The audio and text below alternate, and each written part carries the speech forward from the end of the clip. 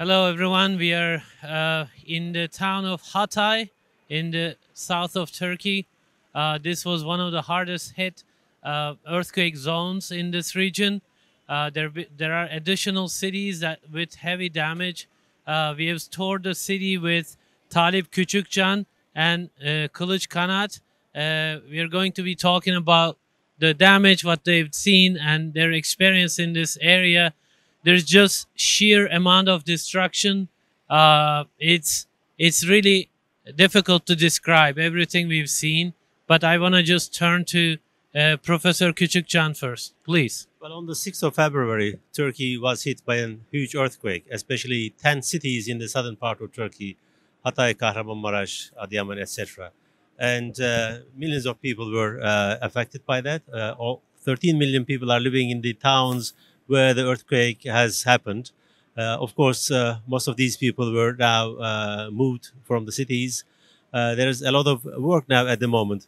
Of course, this is something that was unexpected in this region. Yes, although Turkey is on the fault lines, there was not an expectation that such a huge earthquake can happen, because it was on the 7.6 and 7.7.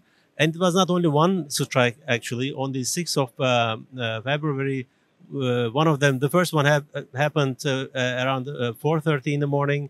The second one happened 9 hours later on. So these two earthquakes really have affected many people. Of course, Turkey and the international community, Turkish government, civil society organizations, local governments rushed to help people. But as you walk in the streets of the towns, buildings were destroyed, historical memory of the people were lost. There's a lot of damage. There's a lot of pain, but this pain is shared by many people in Turkey. The young people, the men and women all around Turkey, now they are providing their help, and the government has really taken very strong steps and mobilized all the resources to help people who were affected in the earthquake-ridden region.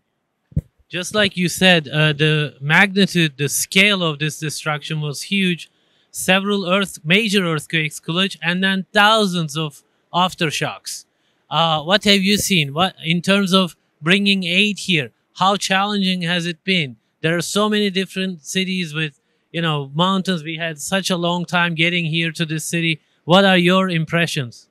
Well, the sheer amount of destruction in this city couldn't be described well. I started to follow the earthquake and the news regarding earthquake since it has been now 10 days. But coming here and seeing it shows really the total the degree of destruction here. So it is incredible, and I cannot imagine people on that night with all these buildings collapsing, with such a big earthquake, and in such a shallow, very close actually to the land mass. So it is big, it is tragic, and it is, when you come here, it is horrific actually to see this area. It is almost a dystopia. It is like Hollywood movies with a lot of fear, a lot of anger, and a lot of course, tragedy. So, but we have seen that it has been almost a little more than a week, but all of the government agencies are here. I can see that the civil society is mobilized. And from Kahramanmaraş to Hatay, we have been traveling more than 100 miles actually. And we have seen that actually we have seen the destruction all over from Kahramanmaraş to here. So it is a huge area. But in each and every step, in each and every residential area, we can see that Turkish government's disaster management authority and Red Crescent, civil society groups, international aid groups, all of them are here. We just see that there's a rescue work taking place in a building by the Indian team. So it brings, after COVID, I think this also shows that these are global problems. These are global issues. And when there is a humanitarian problem, the world needs to get together and help each other. And we have seen that the sheer scale of this destruction is 10 cities, more than 16 million people are impacted by this. So it is something that beyond any international organization or anything. So international communities, active assistance in this step, and the significance of the continuation of this support will be very important for the reconstruction of these cities in the next couple of years. Absolutely. So the initial shock was just incredible. And then the aid, for the aid to arrive in this region in 10 cities in different locations, the roads were closed, broken down literally. And there was winter conditions. I mean, but right now you can see everywhere you can get drinks and food. And of course, this is nothing like, ideal conditions, but the aid is amazing. Turkish people really ran to the aid, but then also other, international organizations like Kılıç mentioned, and it's important for them to continue this support to Turkey. And how, so many countries, right? We couldn't even count them, and they are here with their rescue teams. What was your impression about the support, international support? Kadir, let me tell you something about what Turkish society has done, first of all, and the government, of course. Turkey has a lot of experience in terms of providing civilian help and assistance, not only in Turkey, but also outside as well. When you look at the statistics, Turkey provides more than any other country in terms of civil help to disaster areas all around the world. And also Turkey has a lot of disasters in the country itself. I mean, we had a lot of natural disasters in summer, and also we had also earthquakes in Turkey, because this is an earthquake region. Therefore, there was some sort of actually preparedness of this people. People were prepared to help people on the ground. But also, we should appreciate the international community's, I think, help, because when you look in all these 10 cities and towns, you will find teams from all around the world, rescue teams, search teams, and also now reconstruction teams. I think, as Kılıç has said, these sort of problems, when you look at the magnitude, when you look at the scale of the problem, Turkey cannot. Yes, of course, Turkey will do a lot of things, but I think international community has responsibility, moral responsibility, ethical responsibility as well, because Turkey has been all around the world when there was a problem, when there was an earthquake or disaster. Now it is time for the whole international community to help Turkish people and Turkish government. But of course, what is important is that, yes, we are in the 10th day of the problem or the earthquake, but the reconstruction will take maybe a couple of years. I think that's why the international community's help should flow on and on and on and on. It should not be once in a while. Thank you so much. Kılıç, Turkish people are coordinating. As individually, I've seen you talk to people over the phone about arranging some, bringing people together who wanted to donate, and people who actually manufactured, homes in terms of prefabricated units, shelters, and thanks for bringing the Times of Turkey team down here. It's been a huge challenge as well. So what can you say to us about how individuals are helping and trying to coordinate, do everything what they can on the ground? It's been amazing from what I can see. Unfortunately, the region that Turkey is located faced a lot of humanitarian disasters in the last 20 years. So Turkish people has always been very helpful, has always been very generous in their assistance to them. So they got an experience, and we have seen actually when the Syrian refugees were coming to Turkey, we visited these regions together, and we have seen that very ordinary Turkish people organized very quickly to help these refugees. And after the earthquake, now it has been 10 days, I see an organic coordination among different segments of the society to help the people who are hit by the earthquake. And I see that from people from different segments of life, students, workers, mine workers, and people, businessmen, media, everybody is so well connected. They got together and they tried to understand how to help them. And I have been in different Afad camps that were established in the last last 10 days. And I have seen that it is mostly volunteers. And the most significant thing is when we visited the Syrian refugee camps 10 years ago, there were some learning curve taking place. Turkish people were trying to understand how to handle these things, these major humanitarian disasters. And that experience itself helped a lot. And I have seen that very young people, 18, 19 years old, initiative coming here, being volunteer and working tirelessly, at least 16 hours a day. And we have seen in these areas, there is a lot of logistical issues, and they are handling them themselves, and they are basically creating a miracle here. It is, again, 10 cities, 16 million people. And when you compare it with any other places, this is the second most crowded region of Turkey, the region from Malatya to Hatay, following Istanbul to Sakarya. So it is the most crowded, and in terms of industry, the most industrialized part of Turkey. So I have seen that, and in these big cities, in these metropolitan areas, people are basically organized well. Everything is provided right now. Of course, there are some delays, some frustrations at certain point, but we have seen in Hatay and in Kahramanmaraş that people, those are hit by the earthquake, start to be very appreciative about what they see. They are in a hard position, but they got very emotional with each and every assistance they are getting from civil society, international community, and the different state agencies. I think it was a very emotionally charged moment when we visit and when we talk with these people. We didn't just talk to people, but we also talked to some friends who were literally waiting in front of buildings to, identify their loved ones to come out safely. And we unfortunately had to share that pain yesterday.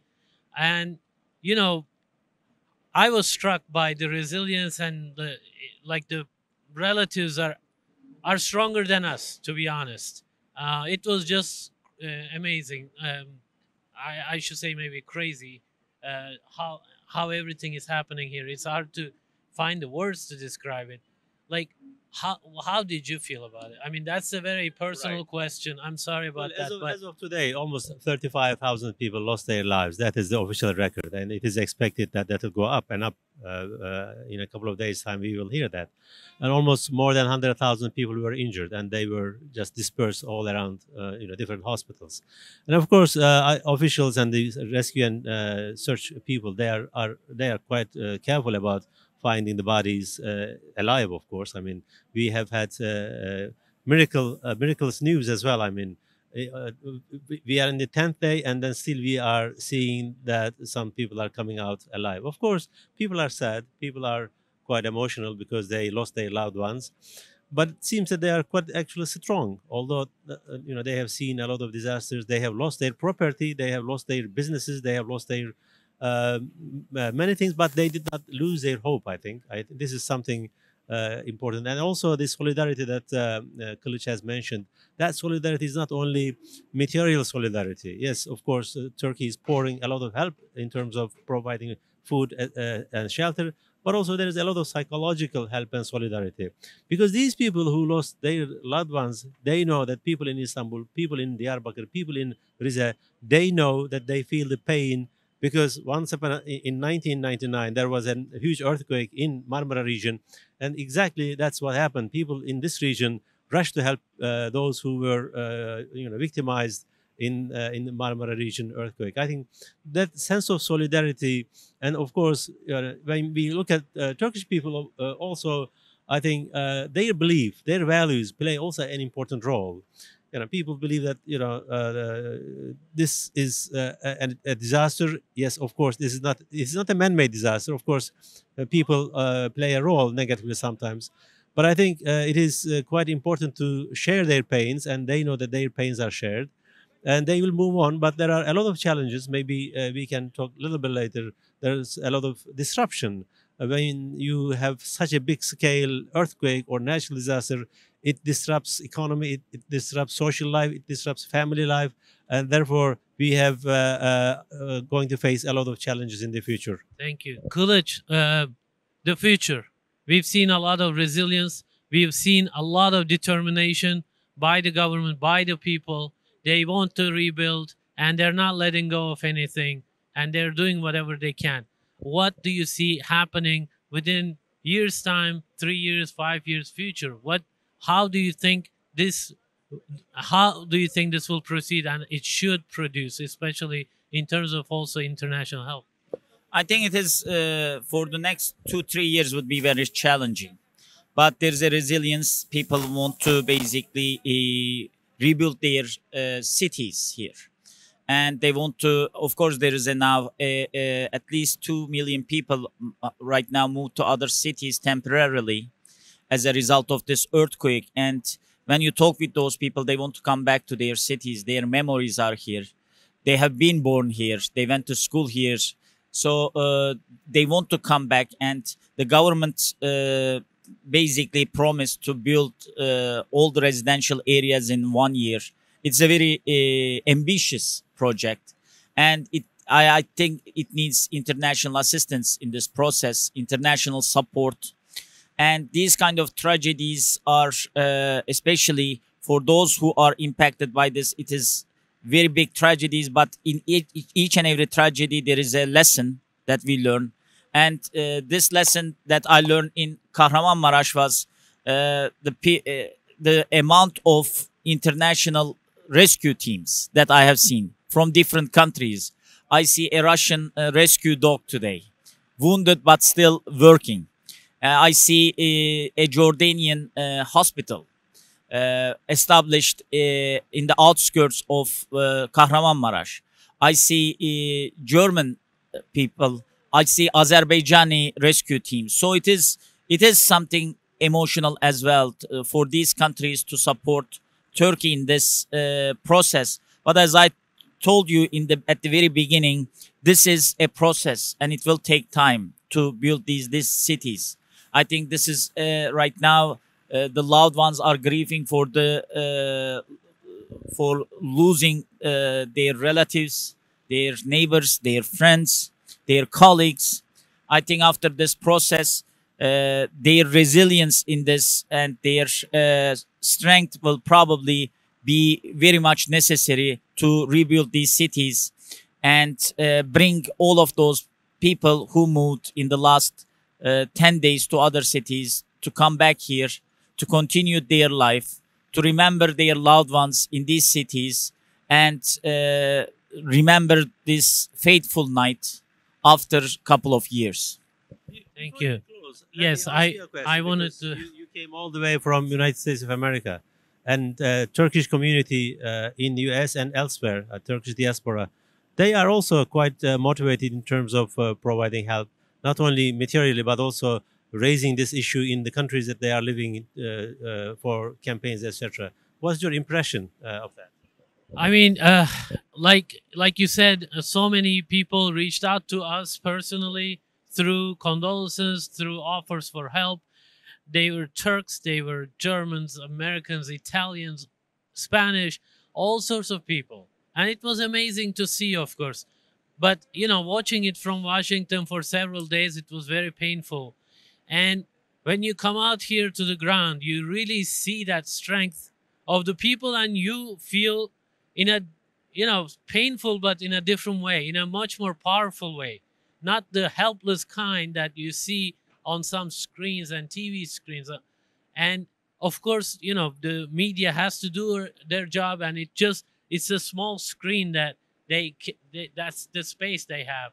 But when you get down here, you see the reality of people not giving up, showing their strength and resilience and fighting. And I think diaspora Turks abroad and their friends, their organizations, their companies, all sorts of celebrities, I think they knew that about Turkish people. They knew that about the people of this country.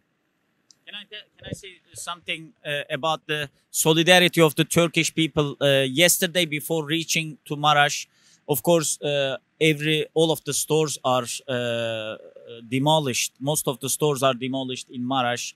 Before reaching to Marash, we were planning to get a bite before we enter the city, and just we entered to a restaurant. The restaurant owner actually directed us to another restaurant whose owner is from Marash and whose family is still in Marash and got hurt by the earthquake.